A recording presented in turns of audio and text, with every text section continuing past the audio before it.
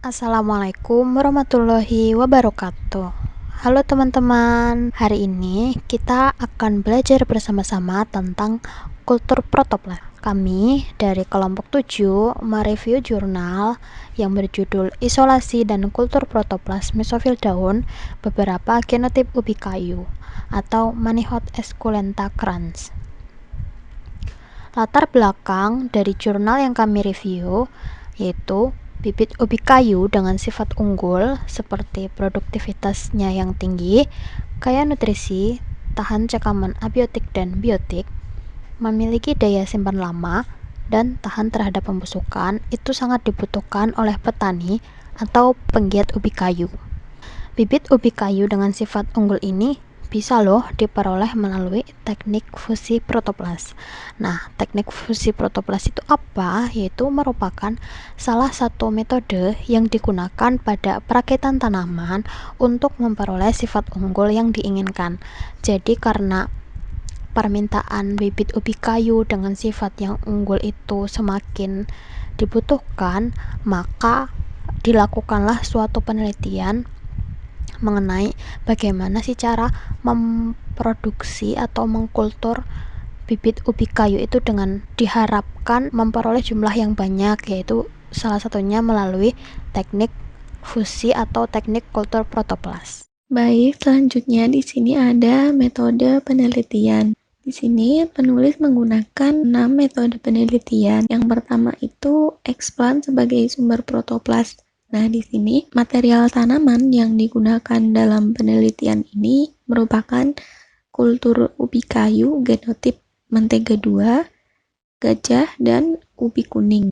Ketiga genotip ubi kayu tersebut memiliki keunggulan yaitu kaya kandungan beta-karoten, yaitu yang terkandung dalam mentega 2 dan ubi kuning, serta daya hasil tinggi, di mana terkandung dalam genotip ubi gajah. Kultur ubi kayu ini kemudian dikulturkan pada media MS tanpa hormon, atau biasa disebut dengan MS0, tetapi mengandung 40 gram per liter sukrosa dan 8 gram per liter pemadat. Nah, setelah itu dipelihara hingga menjadi plantet yang memiliki daun lengkap dan siap digunakan sebagai bahan isolasi protoplas. Kultur kemudian diinkubasi di ruang kultur pada temperatur 25-27 derajat Celcius dengan penyinaran 1000 lux selama 24 jam. Plantet yang berukuran 1-1,5 bulan, sementara daunnya digunakan sebagai sumber protoplas. Untuk selanjutnya yaitu larutan enzim dan media kultur protoplas. Larutan enzim yang digunakan pada penelitian ini terdiri dari 4 variasi, yaitu kombinasi dari enzim selulase, meserozim, dan pektoliase. Keempat, kombinasi larutan enzim tersebut disterilisasi dengan filter syringe atau millipore berukuran 0,22 mikrometer. Media dasar yang digunakan untuk kultur protoplas ubi kayu adalah media 0,4 m BH3 yang telah dimodifikasi. Ya, bisa dilihat ya di sini di tabel itu ada kombinasi LE1 dan LE2, LE3, dan LE4. Nah, perbedaannya di sini untuk jenis bahannya digunakan sama, hanya saja konsentrasinya atau beratnya berbeda gitu ya. Nah, selanjutnya isolasi protoplas. Mesofil daun ubi kayu diambil dari koleksi kultur in vitro atau plantet yang kemudian disayat hingga kecil dengan jarak irisan 0,1 sampai 0,3 cm. Jadi nanti daun kulturnya tuh diambil terus disayat dengan jarak sayatan itu 0,1 sampai 0,3 cm. Nah, daun ubi kayu dengan total ukuran kurang lebih 100 cm persegi ini yang telah diiris-iris lalu dimasukkan ke dalam Erlenmeyer berukuran 100 ml yang berisi 12 ml campuran larutan enzim dan media BH3 dengan perbandingan 1:1. Campuran diinkubasi selama 18 jam di ruang gelap pada suhu 28 derajat Celcius dan dikocok dengan kecepatan 500 rpm untuk membantu agar protoplas terlepas selama tahap inkubasi. Yang selanjutnya yaitu tahap purifikasi protoplas. Setelah diinkubasi, larutan itu disaring pada nilon yang berukuran 100 mikrometer. Kemudian disaring kembali pada nilon berukuran 30 mikrometer untuk menyeragamkan ukurannya gitu. Lalu disimpan pada tabung sentrifuge berukuran 15 mm. Campuran disentrifugasi pada kecepatan 600 rpm selama 6 menit. Supernatan selanjutnya dibuang dan protoplas disuspensi dengan 7 ml larutan 25% sukrosa dengan penambahan nutrien CPW. Nah, larutan CPW-nya itu terdiri dari 27,2 mg per liter KH2PO4, 100 mg per liter KNO3, 150 mg per liter CaCl2, 250 mg per liter MgSO4, kemudian 0,16 mg per liter Ki, dan 0,00025 mg per liter CuSO4 dengan pH 5,8. Setelah itu, campuran protoplas dipipet dengan hati-hati agar homogen, kemudian ditambahkan 2 ml larutan 13% manitol dengan nutrien CPW ke atas larutan sukrosa. Pada tahapan ini, kedua larutan diusahakan agar tidak tercampur satu dengan lainnya sehingga terbentuk dua fase larutan pada tabung. Nah, larutan kemudian disentrifugasi dengan kecepatan 600 rpm selama 5 menit. Protoplas yang viable membentuk fase di antara larutan sukrosa dan larutan manitol. Protoplas pada fase antara tersebut diambil dengan cara dipipet menggunakan pipet Pasteur dan dimasukkan ke dalam larutan pemurnian 0,4 m BH3 sebanyak 100 kali ukuran pelet. Kemudian kerapatannya diukur menggunakan hemositometer. Pada pengukuran kerapatan, protoplas diambil menggunakan mikropipet, kemudian diletakkan di atas hemositometer dan ditutup dengan gelas penutup. Nah, jumlah protoplas dihitung di bawah mikroskop inverted pada pembesaran 10 kali 10. Nah, densitas protoplas ditentukan dengan menggunakan persamaan 1 Merrifield Laboratory Glassware, Germany, yang mana ya di situ ada rumusnya S sama dengan X per L kali T kali P. Nah, selanjutnya itu ada kultur protoplas. Nah, media dasar yang digunakan adalah media MS ya, tadi sudah dijelaskan media MS0.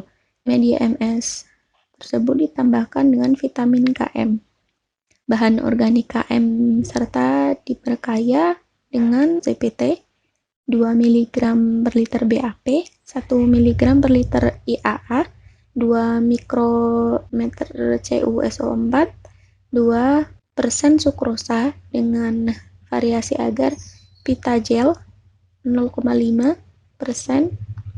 di mana itu campuran tersebut disebut M1 dengan pitagel 0,5% serta M2-nya itu pitagel dengan konsentrasi 1%. Kedua media tersebut diatur hingga memiliki osmolalitas 0,4 M dan pH 5,8. Media tersebut disterilisasi dengan filter ukuran 0,22 mikroM. Masing-masing medium M1 dan M2 itu diambil dengan mikropipet dan dicampurkan dengan larutan protoplas hasil purifikasi. Kultur protoplas disimpan pada cawan bateri plastik steril atau corningnya, ukurannya 60 mm kali 15 mm dan diinkubasi pada keadaan gelap dengan suhu 25 derajat Celcius. Untuk pengolahan datanya sendiri, data hasil isolasi, purifikasi, dan kultur protoplas itu dianalisis dengan membandingkan jumlah dan kondisi protoplas yang berhasil diisolasi dan dikultur untuk mengetahui komposisi larutan enzim dan media kultur protoplas yang paling tepat. Untuk hasil dan pembahasan, yang pertama isolasi dan purifikasi protoplas.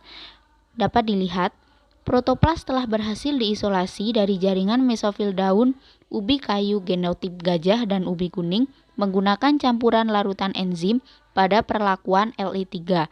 Sedangkan perlakuan lainnya yaitu LE1, LE2, dan LE4 sebagian besar belum mampu menghasilkan kloroplas yang utuh.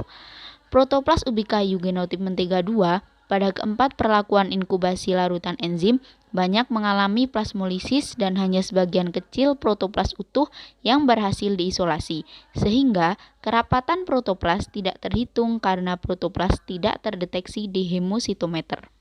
Dapat dilihat di tabel, perlakuan LE3 dengan penambahan 0,4 MBH3 menghasilkan kerapatan protoplas yang berbeda pada dua genotip ubi kayu. Kerapatan protoplas tertinggi pada gajah sekitar 0,6 kali 10⁶ protoplas per gram berat besi mersofil. Jadi dibandingkan dengan yang ubi kuning dan juga mentega 2, yang genotip gajah ini lebih tinggi kerapatannya. Hal ini menunjukkan bahwa jenis dan juga komposisi enzim berperan penting untuk melisiskan mesofil daun ubi kayu dari ketiga genotip yang diujikan. Hal ini mengindikasikan bahwa keberhasilan isolasi protoplas dipengaruhi antara lain komposisi enzim, kondisi jaringan, dan juga genotip dari tanaman. Berdasarkan hasil pengamatan mikroskopis terhadap protoplas, hasil isolasi dari ketiga genotip ubi kayu, terlihat bahwa protoplas yang terisolasi umumnya berbentuk intek atau bulat, utuh dan juga viable dengan membran plasma yang tipis, transparan dan juga berbentuk cincin, sehingga organelnya dapat terlihat dengan jelas. Hal ini menunjukkan bahwa sel-sel telah kehilangan dinding selnya. Organel yang terlihat paling jelas itu adalah klorofil, bisa dilihat pada gambar 2C. Dapat terlihat bahwa butiran-butiran berwarna hijau dengan jumlah relatif banyak dan juga berukuran besar. Setelah protoplas genotip mentega 2, ubi kuning dan juga gajah diinkubasi tanpa pencahayaan selama 4 minggu pada larutan 0,4 MBH3 dengan perbandingan 1,1, protoplas menunjukkan pertumbuhan dan juga mengalami proses mitosis beragregasi sehingga terdapat penambahan jumlah protoplas. Dapat dilihat pada gambar 3A dan juga 3B. Sementara protoplas dari mentega 2 tidak berkembang sehingga tidak dilanjutkan ke tahap selanjutnya. Hal ini kemungkinan dikarenakan oleh viabilitas protoplas yang rendah atau mengalami lisis selama masa inkubasi pada media kultur. Masa inkubasi yang lama dapat menyebabkan terjadinya kerusakan pada membran protoplas. Pada tabel ini menunjukkan kondisi protoplas ubi kayu genotip gajah dan juga ubi kuning yang 18 minggu setelah tanam pada media perlakuan semi padat. Dapat kita lihat bahwa mikrokoloni protoplas ubi kuning dan gajah berubah bentuk menjadi mikrokalus pada media kultur semi padat perlakuan M2 pada hari keempat untuk ubi kuning dan juga minggu ke-6 untuk genotip gajah. Waktu pertumbuhan dan perkembangan mikrokalus pada dua genotip ubi kayu yang diuji menunjukkan perbedaan. Respon genotip sangat berpengaruh terhadap media tumbuh yang digunakan. Mikrokalus pada genotip gajah berkembang menjadi kalus berwarna kuning dan membentuk nodul-nodul pada media kultur semi padat. Dapat dilihat pada gambar 4A. Mikrokalus dari protoplas ubi kayu genotip gajah mengalami perkembangan mulai dari bentuk seperti selaput putih hingga adanya bentuk yang menyerupai nodul-nodul berwarna kuning bening pada 8 hari setelah tanam. Dan jumlah nodul-nodul ini semakin bertambah pada 10 minggu setelah tanam. Nodul kalus hanya mengalami proliferasi yang semakin bertambah, namun tidak mengalami perkembangan bentuk yang mengarah ke organogenesis tunas hingga 12 masa setelah tanam. Dapat dilihat pada gambar 4B. Pengamatan pertumbuhan mikrokalus yang semakin membesar pada genotip gajah hanya dapat dilakukan hingga 20 masa setelah tanam. Itu yang ada di gambar 4C. Pada 28 masa setelah tanam, kalus dari genotip gajah ini dihasilkan mengalami kontaminasi bakteri. Semakin lama periode kultur, akumulasi nutrisi pada eksplan menjadi tinggi sehingga bakteri tumbuh dengan lebih cepat. Pertumbuhan dan perkembangan protoplas ubi kuning lebih lambat jika dibandingkan dengan genotip gajah. Mikrokalus genotip ubi kuning yang terbentuk di media kultur protoplas semi padat masih tetap berbentuk mikrokalus dan bersih dari kontaminan. Mikrokalus ubi kuning tidak berkembang dan tidak menunjukkan perubahan baik bentuk maupun ukuran. Dapat dilihat pada gambar 4D sampai 4F. Pembentukan kalus pada media perlakuan P1 hingga P4, yaitu media perlakuan dengan pemadat, terjadi lebih cepat dibandingkan pembentukan kalus pada media perlakuan C1 hingga C4, yaitu media perlakuan tanpa pemadat. Mikrokalus pada media perlakuan P1 hingga P4 mengalami perubahan bentuk menjadi nodul-nodul menyerupai kalus berwarna kuning, bisa dilihat pada gambar 5A sampai 5D yang atas. Sedangkan kalus pada media perlakuan C1 hingga C4 bentuknya belum berupa nodul-nodul sempurna yang menyerupai kalus dan masih berwarna putih seperti mikrokalus pada media semi padat sebelumnya dengan ukuran yang lebih kecil. Bisa dilihat di gambar 5A hingga 5D bagian bawah.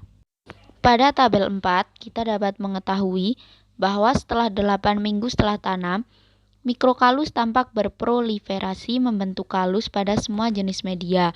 Kalus yang terbentuk secara visual terlihat perbedaan yang nyata dari bentuk dan warna kalus pada media perlakuan padat yaitu P1 hingga P4 dengan media perlakuan cair C1 hingga C4.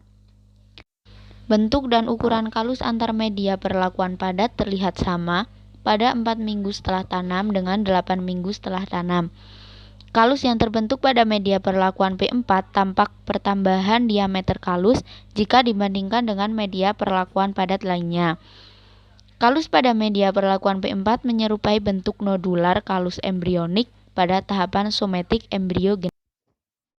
Kesimpulan dari penelitian ini adalah kedelapan media pertumbuhan kalus dapat membuat mikrokalus tumbuh dan berkembang secara kuantitas dan ukuran menjadi nodul-nodul menyerupai kalus. Mikrokalus tumbuh lebih cepat pada media padat dibandingkan pada media cair. Media perlakuan P4 yang mengandung media dasar MS dengan penambahan 1,0 mg per liter 2,4D dan 2,0 mg per liter BAP menunjukkan pertumbuhan kalus dengan yang lebih baik, di mana kalus yang diperoleh terlihat berukuran lebih besar dibanding media lainnya. Sekian presentasi dari kelompok kami, kurangnya mohon maaf. Semoga bermanfaat. Terima kasih. Wassalamualaikum warahmatullahi wabarakatuh.